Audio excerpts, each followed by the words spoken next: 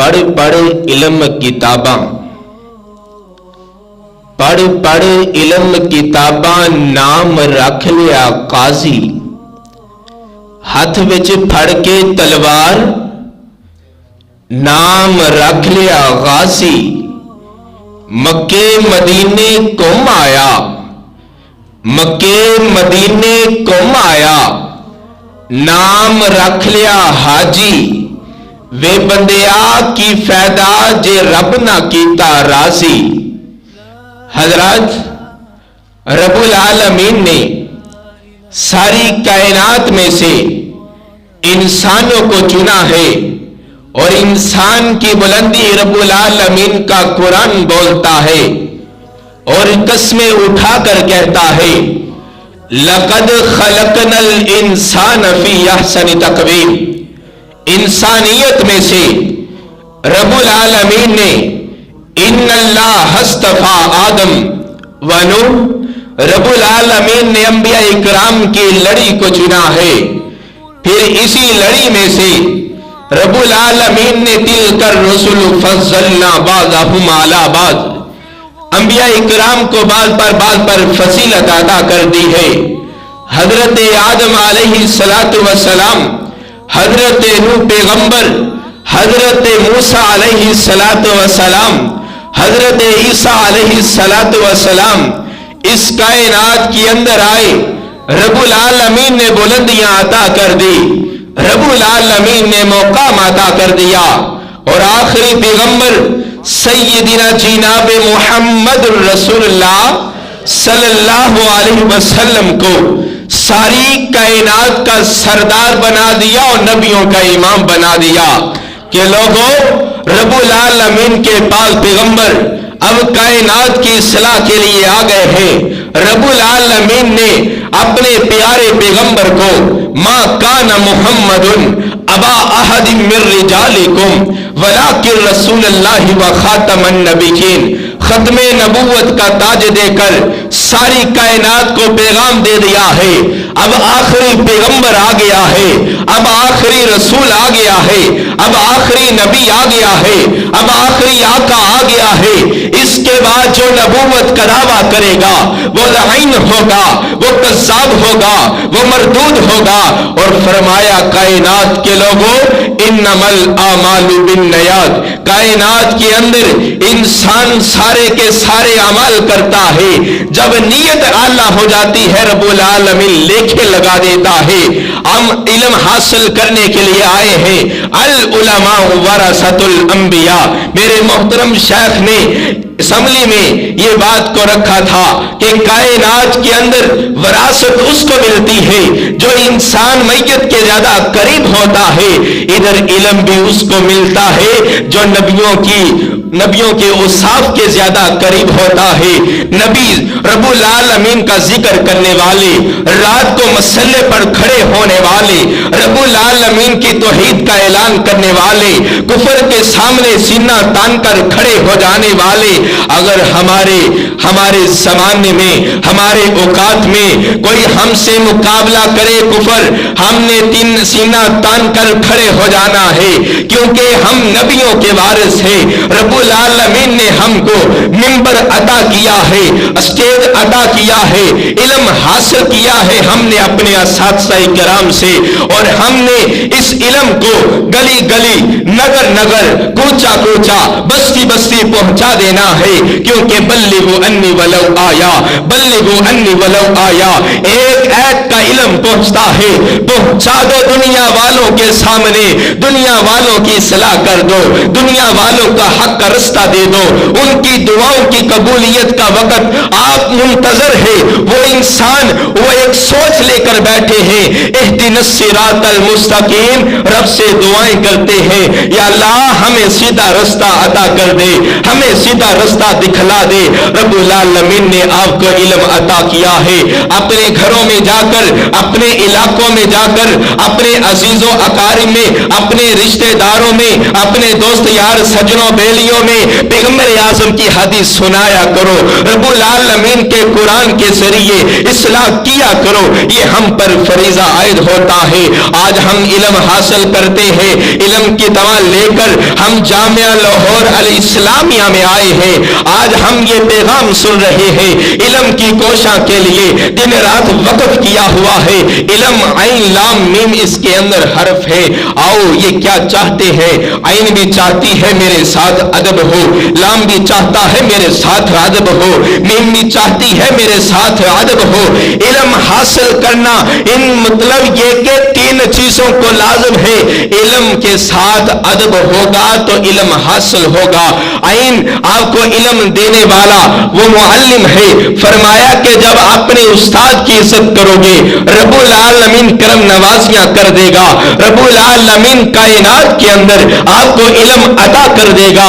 اگر آپ نے اپنے اساتذہ کرام کا احترام نہ کیا، میرے محترم بھائی جناب قاری عطا اللہ صاحب کے موضوع کو آگے لے کر چاہ رہا ہوں کہ اپنے استاد کی جب انسان عزت کرتا ہے رب العالمین مشکل رستے آسان کر دیتا ہے۔ استاد کی زندگی کے سارے تجربے انسان کو حاصل ہو جاتے ہیں اور کم وقتی میں انسان بہت کچھ سیکھ جاتا ہے۔ ایک انسان بڑا قاری تھا، اس کی آواز کے اندر تاثیر بھی بہت تھی، قرآن بھی یاد تھا۔ جب کسی علاقے میں گیا، لوگوں نے کہا کہ قاری صاحب آپ کا بہت نام ہے، آؤ ہمیں امامت کے لیے نماز عشاء کا ٹائم ہو چکا ہے، امامت کروا دے۔ قاری صاحب فرماتے نہیں میں امامت نہیں، آپ کسی اپنے امام صاحب کو کہو کہ وہ نماز پڑھا دے۔ تو لوگوں نے کہا کہ قاری صاحب آپ کی موجودگی ہمارے لیے باعث فخر ہے، آپ ہی نماز پڑھائیں۔ لوگوں کے اصرار پر امام صاحب یہ قاری صاحب کھڑے ہو گئے مسلح پر اور نماز کے لیے تکبیر ہوئی، اللہ اکبر اللہ اکبر، رب کی صداؤں کا اعلان کیا گیا۔ ادھر قاری صاحب نے اللہ اکبر کہا کہ نماز کو قائم کر لیا، اپنی زبان سے پڑھنے لگے الحمدللہ رب العالمین۔ زبان نہیں چلتی، یہ چلتی چلتی زبان رک جاتی ہے، زبان حرکت نہیں کرتی۔ اب قاری صاحب نے کہا میں کیا پڑھوں؟ دل میں سوچا جب زبان نہ چلی، پیچھے سے مقتدی کو، پیچھے سے اس کے مؤذن کو آگے کر دیا۔ قاری صاحب خود پیچھے ہو گئے، امام صاحب کے یعنی کہ قاری صاحب پیچھے ہو گئے، پیچھے سے آنے والا یہ انسان اس نے مکمل نماز کو کیا۔ بعد میں لوگوں نے سوال کیا قاری صاحب آپ کا اتنا زیادہ نام ہے، آپ تلاوت کرتے ہو پورا مجمع جھوم جاتا ہے، آپ کی آواز بھی بہت خوبصورت ہے، منزل بھی آپ کو یاد ہے، قرآن پاک کے ورق آپ کو یاد ہے، لفظ یاد ہے، آپ کو آیت یاد ہے، کیوں ماجرا ایسا ہوا؟ سورۃ فاتحہ ہی آپ کی زبان سے نہ آئی۔ قاری صاحب فرماتے ہیں کوئی سوال نہ کرو، آنکھوں سے آنسو جاری ہو گئے، ان آنسوؤں میں قاری صاحب کہتے ہیں کوئی سوال نہ کرو۔ جب لوگوں کا اصرار ہوا تو قاری صاحب فرماتے ہیں میں جب بچہ تھا میرا استاد نابینا تھا، میں استاد کی بڑی خدمت کیا کرتا تھا۔ ایک وقت ایسا ہوا میرا استاد کہنے لگا بچے میں نے واش روم قضائے حاجت کے لیے جانا ہے، میرے ساتھ آ جاؤ۔ استاد نابینا تھا، میں اپنے استادوں کو کھیتوں میں لے گیا، میں اپنے استادوں کا ہاتھ پکڑا، ان کو لے کر کھیت میں جاتا ہوں، میرے دماغ میں ایک شرارت سوچی، بچہ تھا نا میں نے اپنے استاد کو کیڑے مکوڑے والی جگہوں پر بیٹھا دیا۔ وہاں سے جب استاد نے قضائے حاجت کی، کیڑے نکلے استاد کے جسم پر لگ گئے، استاد کو ڈنگ لگانا شروع ہو گئے۔ استاد میرا پریشان تھا، میں دور کھڑا ہنس رہا تھا، میرا استاد کو پریشانی میں اپنے مبتلا کر کے میں خود میں خوشی محسوس کر رہا تھا۔ ادھر استاد نے آوازیں دیتا رہا بچے کہاں چلے گئے ہو؟ فرمایا کہ میرے قریب آؤ، میں پریشان ہوں، ان کیڑوں سے میری جان چھڑاؤ۔ یہ جب دور سے بیٹھا یہ اپنے استاد کو دیکھتا ہی جا رہا تھا۔ جب استاد نے اپنے چہرے کو بلند کیا اور اپنی زبان سے کچھ بول رہا تھا، اس بیٹے نے دیکھا، بچے نے دیکھا اب میرے استاد کے ہونٹ کچھ الفاظ بول رہے ہیں اور میرے استاد کا چہرہ آسمان کی طرف ہے۔ یہ بچہ بھاگ کر جاتا ہے، اپنے استاد کے پاس جاتا ہے، کہنے لگا استاد جی میں حاضر۔ اس سے پہلے اپنے استاد کے الفاظ اس نے سن لیے، کہنے لگا تھا یہ اپنے جو پاس آیا شاگرد نے اپنے استاد کے الفاظ سنے، کہا کہ یا اللہ میں نے اس بچے کو حافظ قرآن بنایا ہے، بڑی محنت کی ہے، یا اللہ اس کو اپنے پیارے پیغمبر کے مسلح کا وارث نہ بنانا۔ تب سے لے کر جب میں مسلح میں کھڑا ہوتا ہوں مجھے قرآن نہیں پڑھا جاتا، میری زبان پر تالے لگ جاتے ہیں۔ حضرات اگر آپ سے استاد ناراض ہے تو استاد کے قدموں میں گر جائیے گا، استاد سے معافی مانگیے گا۔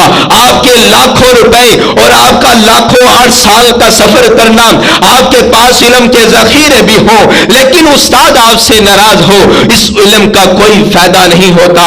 اگر آپ نے اپنے علم کو قیمتی بنانا ہے، اگر آپ نے اپنے علم کو نکھارنا ہے، لوگوں کو فائدہ پہنچانا ہے تو اپنے اساتذہ اکرام کی عزت کرو۔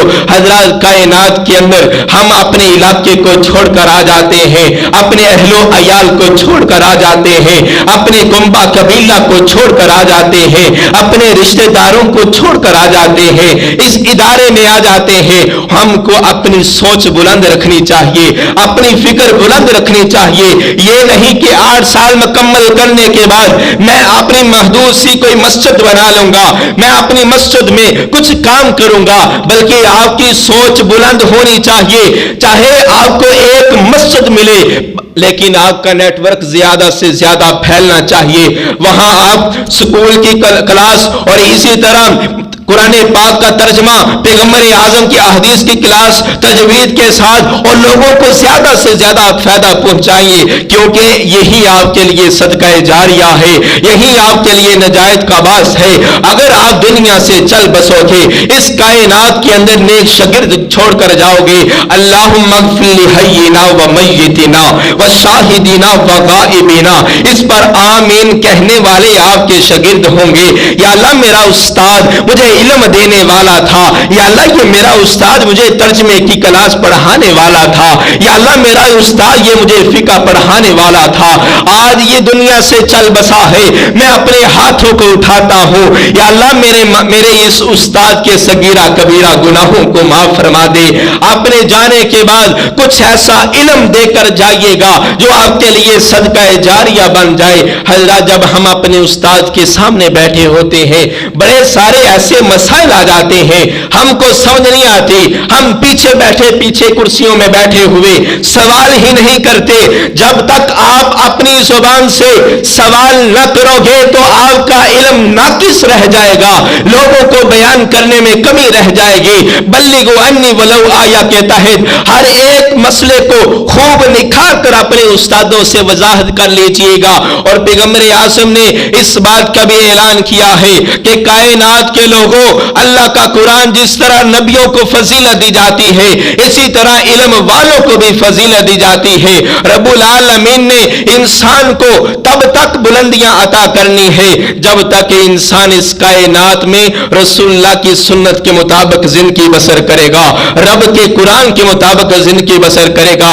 علم کے ہم نے ڈھیر لگا لیے، اتنے سال ہو گئے لیکن ابھی بھی فرائض میں کمی آ جاتی ہے۔ کیا علم کا پڑھنے کا فائدہ؟ ابھی بھی ہم نمازوں سے چھٹی کر جاتے ہیں، جب ہم مدرسے میں ہوتے ہیں نماز تو ادا کر لیتے ہیں، کسی استاد کے کہنے پر جب ہم گھر میں چلے جاتے ہیں کچھ ساتھی ہیں وہ کہتے ہیں میں وائز نہیں بن سکتا، میں تقریر نہیں کر سکتا، میں لوگوں کو کیسے بیان کروں؟ بھائیو اپنے عمل سے لوگوں کو بیان کرو۔ اگر اپنی زبان سے نہیں بول سکتے 5 وقت کی نماز تو ادا کر سکتے ہو نا، سنت کے مطابق نماز تو ادا کر سکتے ہو، لوگ آپ کو دیکھ دیکھ کر آپ کی اپنی نماز کو درست کر لیں گے۔ آپ تلاوت قرآن تو کر سکتے ہو، لوگ سن سن کر اپنی تجوید کو احسن کر لیں گے۔ آپ رب العالمین کی سرزمین میں صدقہ و خیرات تو کر سکتے ہو، لوگ دیکھ دیکھ کر خود صدقہ و خیرات کرنا شروع ہو جائیں گے کہ لاہور سے پڑھ کر آنے والا یہ طالب علم 5 وقت کی نماز ادا کرتا ہے، وہاں کوئی پریشر بھی نہیں ہوتا. ہم نے اپنے اعمال سے، ہم نے اپنے افعال سے لوگوں کے سامنے تبلیغ کرنی ہے. اللہ تعالیٰ سے دعا ہے اللہ تعالیٰ ہمیں عمل کرنے کی توفیق عطا فرمائے. وما علینا الا البلاغ المبین.